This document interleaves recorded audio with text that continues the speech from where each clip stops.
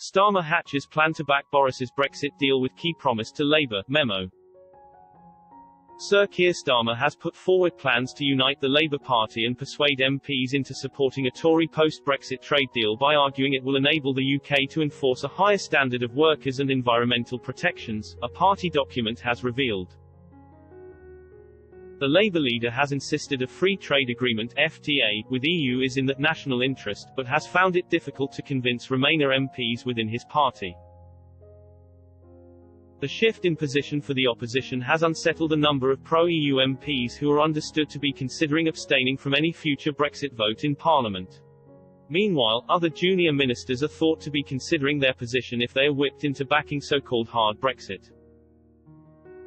The Labour leadership is keen to outline a clear position on Europe after being deserted by die-hard voters in the Red Wall at the last general election. According to a Labour Party memo seen by the Financial Times, Sir Keir is planning on using a new freedom or evolution clause which is expected to form part of a Brexit trade deal in order to sway Labour MPs.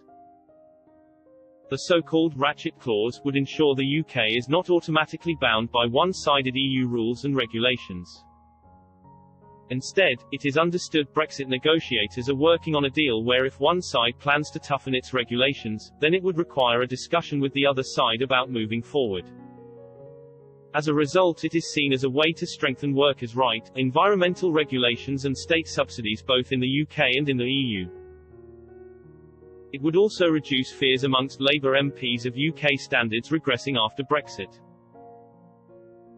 On the evolution clause, the party memo states, it at least sweetens what is a thin FTA by ensuring there is a safety net of some sort to prevent radical deregulation from the UK government.